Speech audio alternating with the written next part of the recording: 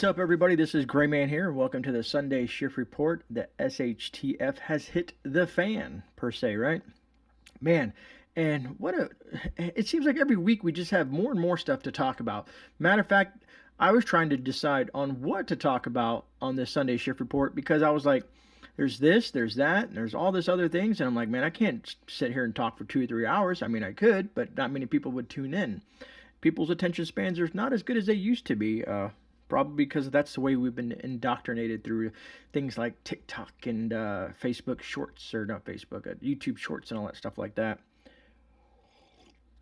Anyways, as you saw, I think was it Thursday night, we had a good conversation in regards to the whole monkeypox thing, right? And it seems like YouTube caught on fire after that.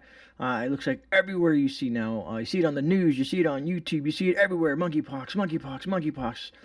Uh, you gotta love the fear, folks. You gotta love what happens when something new pops on the screen, and folks are scared and folks are worried. And there's a couple things I want to talk about, to kind of add to what I showed you guys on the history and how things have developed and what I think is happening in regards to this whole monkeypox situation. But we're going to talk about some other things. I want to talk about, matter of fact, some of you folks have been talking about it in the down in Discord, and if you haven't checked out the Discord yet, I suggest you do so. Lots of great information there. It gets out a lot quicker than I can produce a video, so that's like if you want breaking on the spot things happening right now, Discord is the way to go because everybody's sharing information from around the globe and in the United States, and you can have direct access to it, and all the articles are there and links, and people are exchanging ideas and talking. So be part of the Discord. It's a great place to hang out. Other than that, let me give you my little quick spiel. This is the Sunday Shift Report. This is a conglomerate of articles and information and current events and politics and stuff like that from my perspective and my perspective only. So these are my opinions. If you happen to disagree with them, you disagree with them. It is what it is, right? Other than that, if you do get any value at it, I always appreciate that thumbs up. Definitely beneficial to the channel. And sharing this stuff out always helps as well. Other than that, let's just kind of get into it, folks. And, thank you. Thank you for taking the time out of your Sunday to be here and hang out with me on this Sunday afternoon here at 6 p.m. Eastern Standard Time in Florida. So what do we got for you today? That's what most people are here for. Great. Speed it up. What are you talking about? We saw your thumbnail. Crisis ahead. Well, we all know crisis is ahead. The crisis is continuous. It's snowballing. And again, that's what I call it, the perfect storm. It seems like everything possible that can happen is happening to create this perfect storm of economic crisis, food crisis, war crisis. It's just crisis. There's crisis everywhere. And what does our government know best is don't let a good crisis go to waste. And they will not. They will not. And again, I had a great conversation with folks at the shop. We had about 6 or 7 people in there, and we sat there and talked for almost 3 hours of what's going on the globe. And as other customers walked in, they would join in on the conversation because everybody's curious and worried about what's going to transpire. And you know me, I'm always trying to spread the word of emergency preparedness because that's what we need to do is prepare for the unknown and prepare for what we might think is known. All right, so let's get to it. First, we're going to jump into the whole the wheat situation, right? I've seen that being popping up everywhere, so let's take a look at it, folks. And then I want to kind of, I touched on this was it the other day, but I want to talk about what is wheat used for? People hear wheat and they're like, wheat, like what do you mean, bread? Well, there's more to it than that. But let's talk about the article. Let's bring it up. And what do we got here? It says and this is detrimental, but I liked here in the bottom of this article, and the reason I'm using this article, and I want to apologize in advance, not all the articles linked below. I ran out of time, but I got 4 or 5 of them down there. So if you want to follow up with that, if not, like I said, most of the articles will pop up in Discord as well. It says a food insecurity expert predicts that there's only 10 weeks of wheat supplies left in the world as Russian invasion disrupts production. So 10 weeks, folks. 10 weeks, whatever that date happens to be. I'm not going to sit here and calculate and math it out, but you figure it out, and you'll know. 10 weeks from today, we'll see if this holds true. Anyways, this article was dated May 21st at 11:13 a.m. The world has about 10 weeks of wheat supplies stored as Russian invasion of Ukraine enters its 4th month, a food insecurity expert told the UN. And we talk a lot about food insecurity here on the channel. Anyways, it says Sarah Menaker, the CEO of Agriculture Analytics from Grow Intelligence, told a UN Secretary Council that Russia-Ukraine war was not. Let me repeat that: was not the cause of the food security crisis, but simply added fuel to the fire that was long burning. And the reason I'm highlighting that word, that this UN this lady, the CEO, said that the Russian-Ukraine war was not the cause of the food security crisis, but simply added fuel to the fire, is because of the last part of this article. Anyway, it says Ukraine is considered to be the world's breadbasket. We've heard that time and time again on mainstream media. And Russia and Ukraine combined account for almost a third of the world's wheat exports. Well, see, people are like, well, Grey, hey, America, we produce a lot of wheat. I think there's like maybe 32 states or maybe even more that produce wheat. Why are we so concerned with Russia and Ukraine? Well, a lot of you guys know that U.S. Oh man, we're a major importer, I tell you that. But one of our bigger exports is stuff like wheat. And I've discussed this in the past, that our government has contracts with other countries, and for some weird reason, like you guys seen with the formula situation and all the other stuff, they care more about those folks than they do us, the American people. So they will export whatever they have to fulfill those contracts before they concern themselves with us, we, the people. Anyways, the last part of this article says, this comes as U.S. Secretary of State Anthony Blinken, which we all know is just an excellent individual, folks. He's just the smartest guy ever. Man, he does such a great job. Anyways, hopefully you can sense the sarcasm there. Anyways, he accused Russia of using food as a weapon. Blinken, also addressing the UN Security Council, said that Russia was holding food hostage, not just for Ukrainians, but for millions across the world. So again, the Putin price hikes. It's all Putin's fault. It's all Russia's fault. God, it's just, they've just. And here's my look at it. So that what they're saying is this one man, this one country, this one man who runs this country can create this much of a world crisis all by him lonesome self out there. So you're telling me that so we depend on Russia for everything? So what Russia's doing, everything is his fault? How does that make sense? When you logically look at things, logically, not just because the news told you so, when you logically look at things, does that make sense? When you go deeper and you do research and you try to analyze all the information that's provided to you, I mean, crap, you have a computer in your hand here, you know what I mean? Dang near, right? And you can just about find anything. Now, is it right? Who knows? Who knows what when you find on the net is right? Who knows if this article is absolutely right? All we can do is draw assumptions and take a little bit further and move from there and kind of research and speculate what we think and extrapolate from this article what's fact from fiction. All right, so that's that article there. And what I wanted to do is, because people ask, well, you know, let's just go over 10 uses, just 10 uses of wheat, and how this wheat shortage could create a massive issue with the already crippled supply chain. Now, there's rumors out there that supply chain should be fixed soon. I was reading an article in Yahoo Finance, like, oh, things are going to get better.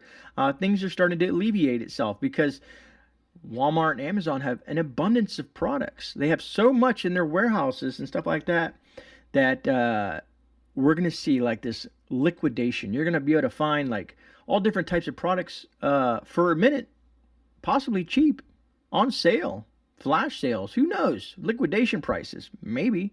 Could be a good possibility. We shall see until it comes full circle here in the fall. Anyways, 10 uses of wheat. Throw it up on the screen. Here we go. Number 1, used to make bread and flour. That's what most people associate wheat with is used to make bread with flour. Number 2, used to make biscuits. Man, who doesn't like some biscuits and a gravy in the morning? Matter of fact, I had biscuits and gravy this morning. Love it.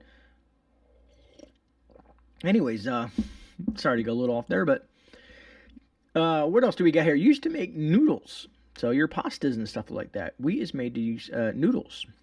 Muffins, snack foods, cakes, yogurts, pastas, puddings, sauces, and confectionaries. So these are just 10. Just 10. So look on this list here and see, are any of these items on your preps? Does bread and flour happen to be on your preps? Does pasta happen to be on your preps? Any type of sauces? any confectionaries on your preps. This is how I look at things and how, to me, it affects our community beyond the general population, especially if you're new to the game. If you're just starting prepping and you're like, I need these pastas, I need sugars, I need, all these different things that you're going to be hunting down for. Can you find them? And can you find them at a decent rate? Because with the inflated prices, everything is pretty much twice the cost that it was last year, roughly. I'm just kind of, what does it call it? Eyeballing it. Anyways, folks, so that's what I kind of wanted to talk about, that little wheat situation. And we're going to talk about two other things. One, I don't have an article for.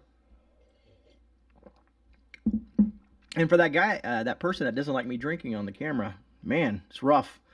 I'm pretty sure you'll find someone out there that doesn't drink on camera. Sorry, I just like to poke the bear sometimes. But there's I got a message on my phone, if you want to call it that, a message, an alert, because everybody's been talking about this as well. Unfortunately, I don't have the article for it. I didn't have time because it was right in the middle of getting ready to produce this video.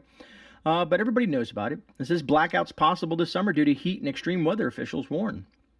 This was updated today. They said extreme temperatures and ongoing drought could cause the power grid to buckle across the vast areas of the country this summer. So now they're even going beyond Texas and the California and places like that. Potentially leading to electricity shortages and blackouts, and U.S. power grid regulator said on Wednesday. Regulatory authority that oversees the health of the nation's electrical infrastructure says in its 2022 summer reliability assessment that extreme temperatures and an ongoing drought could cause the power grid to buckle. High temperatures, agency warns, will cause the demand for electricity to rise. Meanwhile, drought conditions will lower the amount of power available to meet the demand. As the industry prepares its equipment and operators for challenging summer conditions, persistent extreme droughts and its accompanying weather patterns, however, are out of the ordinary and tend to create extra stress on the electricity supply demand, said Mark Olson. Anyways, it said forced power outages, known as rolling blackouts, which millions of Americans run the risk of seeing this summer to prevent long-term damage to the grid. So they have to shut it down to protect the grid because a lot of you folks know most of our grid is about 50 years old and falling apart. They're trying to fix it, but it's not one of their primary concerns. Even though that they will tell you politically that, yes, we're passing an infrastructure bill to fix all this, the roads, electricity, and all this good stuff like that. And then when you look at it and you read through the 6,000 or 7,000 pages of this, most of it's going to things that just doesn't make any sense at all. And little to none of that money goes to actually where it's needed. Anyways, I did like what they put in this article. It did say more than 200 people died during the power crisis, with the most common cause of death being hypothermia. This was Texas. More than 200 people died in Texas because of the grid failure, because the winter, that freeze that they had. So, folks, this is not to be taken lightly, to be honest with you. This is not to be taken lightly. This is why a lot of us folks on these channels here, we preach about emergency preparedness and things like generators. And yes, I know generators can be very costly. But if you live in an area prone, like myself here in Florida, hurricanes and heat, a generator is a must. Sometimes multiple generators, sometimes backup, solar generators, multi-fuel generators, tri-fuel generators, whatever you can that you have access to and the financial accessibility that's within your wallet range, you should do so. That's a key component that you could possibly need, because a lot of the elderly here in Florida, without that AC and proper ventilation and all the other things that come with electricity, without that, those folks will probably lose their lives. It's a very scary fact, folks. So please, if you have the opportunity to do so, you need to get some of this gear. This is some of the important stuff that you need to get. And I know people are like, man, I just don't have the money. Things are costing more expensive. Because here's what's going to happen. And it happens every year in Florida. Whenever a hurricane approaches our coast, and or any other coast for that matter, all the generators disappear off the market. So A, the cost of generators are up. B, the cost of gas is up. And of course, if a storm approaches your area, gas will disappear, generators will disappear, along with water and plywood and all the other things that happen associated with these storms. So you need to prepare now if you haven't already. All right, so that was my spiel on that. Speaking of food, let's jump over here. I know some of you guys have already talked to me. I think some of you folks emailed me in this. I truly appreciate the emails that you guys send. I do. I try to get to most of them. Even if I don't respond, I do look at them just because sometimes it's in passing, I'm in a rush, whatever my time constraints are. Sometimes I'll try to say at least thank you. But thank you for anybody that I've missed and that I haven't said thank you to for sending me the emails that you do. Anyways, here it says Jif peanut butter products recalled over link to salmonella cases. Now, this would be okay, I guess, if there was just one brand of Jif that was recalled, you know what I mean? But this happens to deal with more than 50 Jif peanut butter products. More than 50. That's a ton. That's a lot. And I know there's some folks out there are going to put on the tinfoil hat and be like, hey, is this planned? Was this done on purpose just to further exacerbate other situations and create more shortages across the globe? Kind of like the whole situation with the formula shortage and what we've seen transpire with that. Anyways, it says a recall of several Jif peanut butter products has been issued due to possible salmonella outbreak, officials said. Jif's Creamy Crunch, natural and reduced fat peanut butters, among other varieties of the product, have been linked to a salmonella outbreak across 12 states that have left 14 sick, including 2 have been hospitalized, according to the Centers for Disease Control. Their numbers are usually off, but you kind of get the picture, right? Anyways, one thing here, if you want to screenshot this or freeze or pause this video when you happen to be watching it, is you can look in case you have these in your pantry or whatnot. It says jars with lot codes of 1, 2. I don't have to say the numbers, but it has the lot codes on this article here. Have been recalled and should be thrown away according to the company. So throw away your money. We're not going to reimburse you, but go ahead and throw that away, even though the prices are skyrocketing. Anyways, just so you know, states that are reporting salmonella cases are Arkansas, Georgia, Illinois, Massachusetts, Missouri, Ohio, North Carolina, New York, South Carolina, Texas, Virginia, and Washington. The outbreak has been linked to a J.M. Smucker Company facility in Lexington, Kentucky. So I was glad to see Florida not on there, but I know a lot of you folks in a lot of these different states that hear in the chat. So just be careful out there, please. Last thing you want to do is get sick on something like that.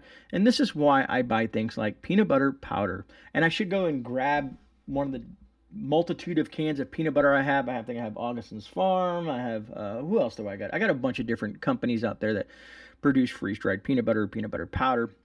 I like the shelf life of it. And it's really easy to reconstitute.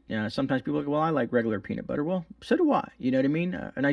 I take peanut butter packets with me on the trail because it's a nice boost of energy when I'm out there. A little peanut butter, a little honey. Nice little nutritious snack, at least from my perspective, to get that energy going, right? Anyways, so yeah, I just wanted to bring that to folks' attention. So we have this wheat issue, we have the peanut butter issue, along with the multitude of issues that we have seen arise on different food products around the United States. We've gotten into all these other, these random fires and stuff like that. But all in all, and I'm pretty sure we're going to see things as we move through the summer of love, as I'm going to call it. You know what I mean? I think that term has been coined. But we will probably see more stuff coming through the situation here in the United States. Speaking of the United States, speaking of our freedom, speaking of we the people, remember I told you, I think, was it a week or so ago when the whole Buffalo situation arose? It's quite interesting. As soon as that happened, I said that, because the primaries, right? November, you know what I mean? All these mass shootings, we talked about that. There's mass shootings everywhere. And it's continuing. We've seen all kinds, from while I was speaking during that, there was mass shootings going on while I was doing that live stream. But anyways, let's throw this up on the screen, folks. Second Amendment, This is what makes America, America. It says Senate Democrats introduced new gun control bill. Requires DOJ license for gun purchases with a 5-year license limit and government power of confiscation. Thank you, Dragon, for sharing this in the Discord. This is where I pulled it from. So thank you, Dragon, for that, if you happen to be in chat. Anyways, this was May 21st, 2:15 p.m. Senate Democrats on Thursday introduced an ambitious new gun bill legislation that would require all Americans, not just a few, all Americans, to obtain a Department of Justice DOJ license with a 5-year limit before purchasing a single gun. So even if you want to purchase a firearm, you would have to wait 5 years. Wow. I want to go hunting for some food coming up here, but I'm going to have to wait, let's say I'm 20. I'm going to have to wait till I'm 25 in order to purchase that rifle that I want to go deer hunting with. Anyways, the new bill would also give the government, the last thing is what you want to do is give the government anything, the power to confiscate guns if the license is revoked. This new legislation was introduced by Senator Cory Booker, Democrat, Bob Mendez, Democrat, and Richard Blumenthal, Democrat.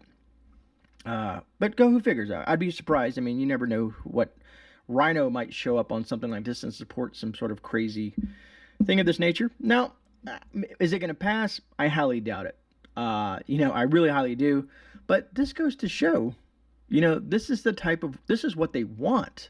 This is what they want to do. This is their intention.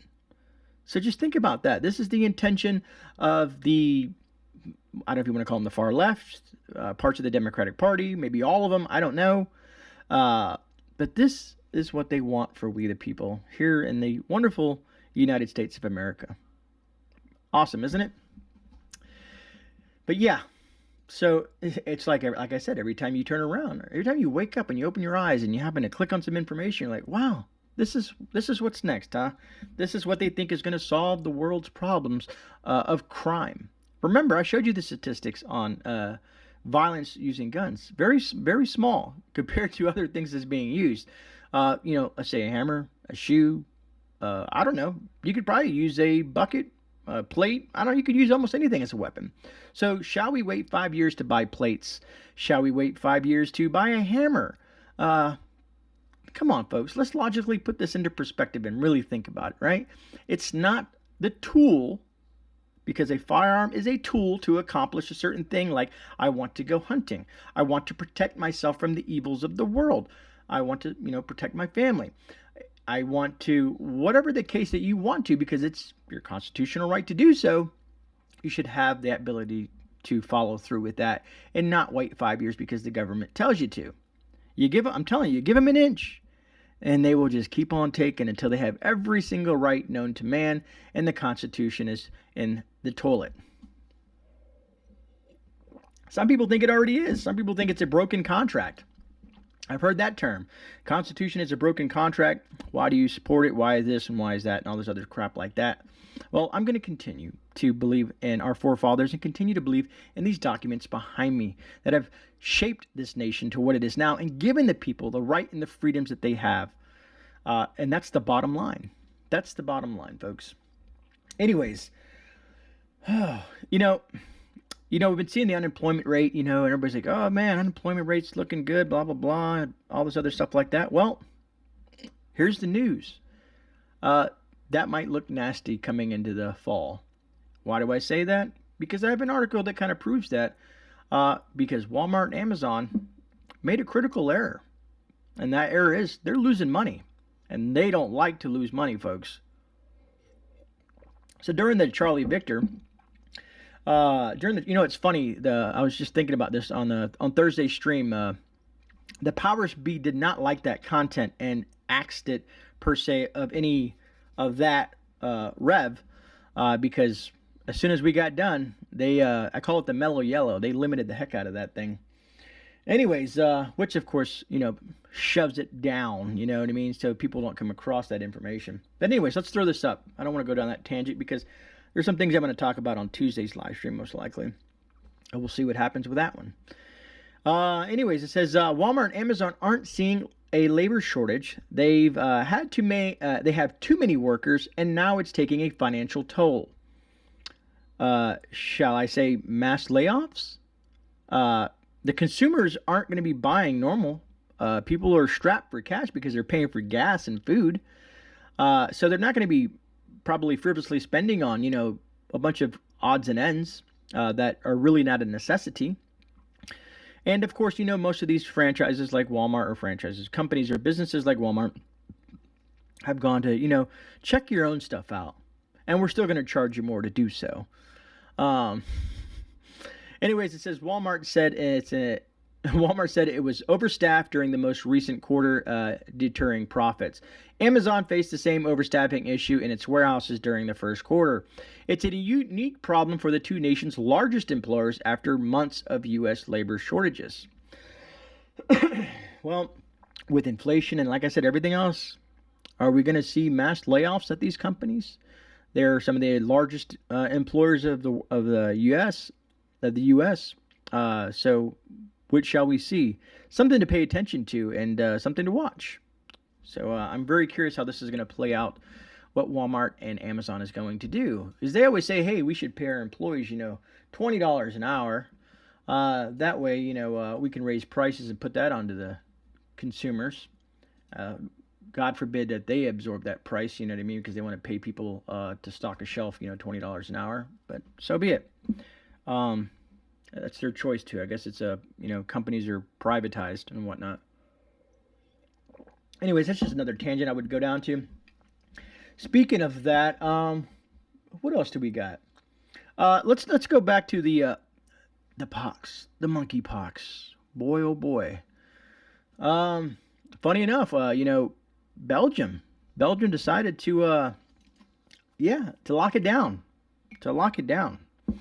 It says, here we go again. Belgium, first country to roll out mandatory monkeypox quarantine. The European nation of Belgium has reportedly become the first country to institute a mandatory monkeypox quarantine in response to the 3 cases being detected. 3. Quarantine. Lockdown. Those who are infected with the monkeypox virus must self-isolate for 21 days. 3 weeks, folks. 3 weeks. That's a long time for some. 3 weeks. Anyways, the Brussels Times reported Friday, citing Belgium health authorities. So far, 3 cases of monkeypox have been detected in Belgium. 2 of the cases have been clinically diagnosed, while the partner of one of those patients is also showing symptoms. And they're baffled. They're all baffled by this. So some folks should be like, well, what does that mean for the U.S.? What does that mean for the U.S.? Well, let's see what Corn Pop's take on it was, right? Let's throw Corn Pop's take on the screen. All right, so Corn Pop was weighing in on the rise in cases Sunday. President Corn Pop said that Americans should be concerned about the virus, and that he admitted that his advisors have told him the level of exposure, haven't told him the level of exposure yet, but it's something that everybody should be concerned about, adding, we're working on it hard to figure out what we do and what victor, if any, may be available for it. But it's a concern in the sense that if it were to spread, it's consequential. That's all they have told me. Corn Pop confirmed. And I sound like a baffling idiot reading this because of who's speaking and who they're quoting. I just realized that as I'm saying this, I'm like, man, I just sound like a imbecile.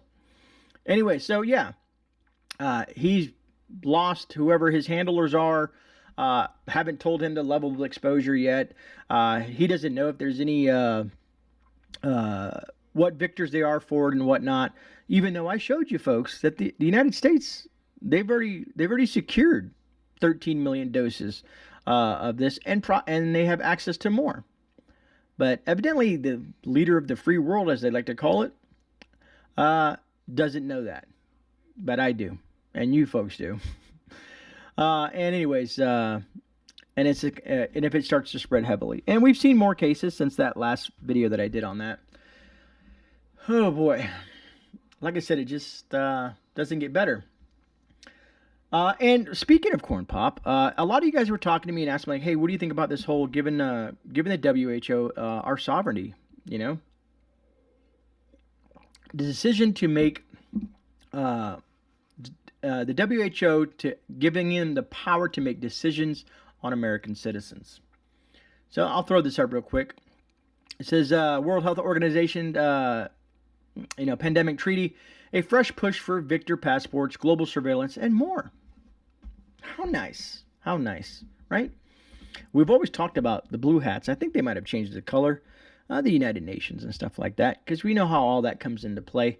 But anyways, it says the unelected International Health Agency is on the verge of being granted sweeping new powers. Sweeping new powers. Members of the WHO are days away from voting on an international pandemic treaty and amendments to the international health regulations from 2005, which would give the unelected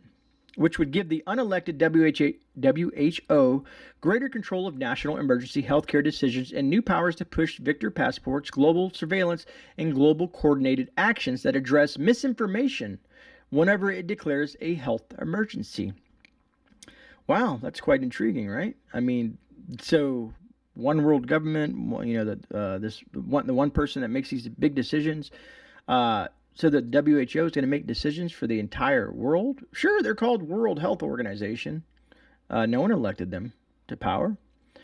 We know who influences the WHO and other W companies like the WEF and all that, or yeah, World Economic, yeah, all those folks. But they have the power to make these decisions across the globe. Interesting. Speaking of that, real quick, it made me think about something. Let me move this out of my way so I can see what I'm talking about here. Because I want to jump over to China because we already know the whole thing in Shanghai and how that lockdown is affecting U.S. Imports, right? And the U.S. imports a lot from China, whether we like it or not. A lot of things come from there. Where is it at? Oh, here we go. And I'll get to China here in a second. Anyways, this is an older situation that I stumbled across while I was digging for information. Just imagine where they're at in 2022 moving forward. This says, imagine the compliance, Pfizer CEO pitched Davos elites on a Wi-Fi microchip pills. Wi-Fi microchip pills. Let that sit in. Wi-Fi microchip pills. Flashback, Alberta Borla dazzled the audience in 2018 at the World Economic Forum in Davos with fantasies of ingestible computer chips that signal authorities when a drug has been digested.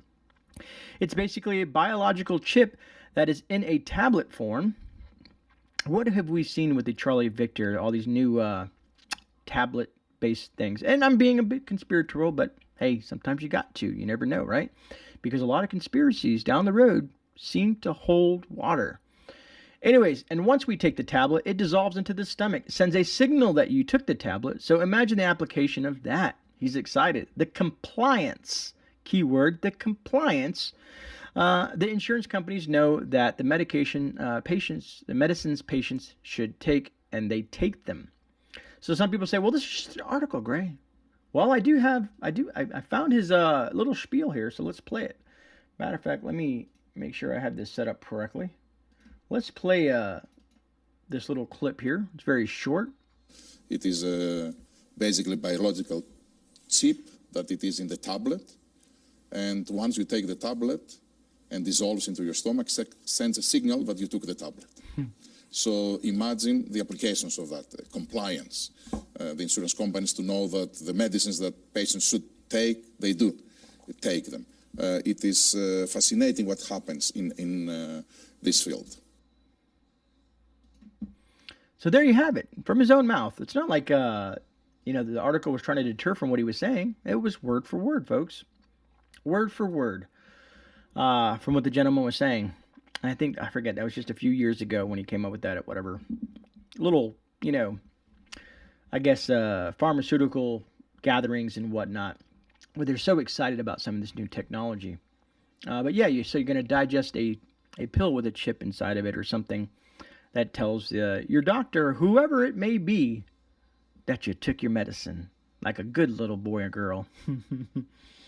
Anyways, moving on to this final article, so you guys know we're coming closer to the end. And you're like, no, is he going to keep on rambling on? I could, but I won't.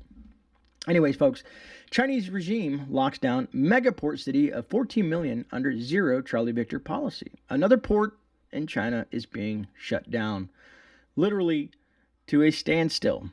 Nothing will be moving in or out.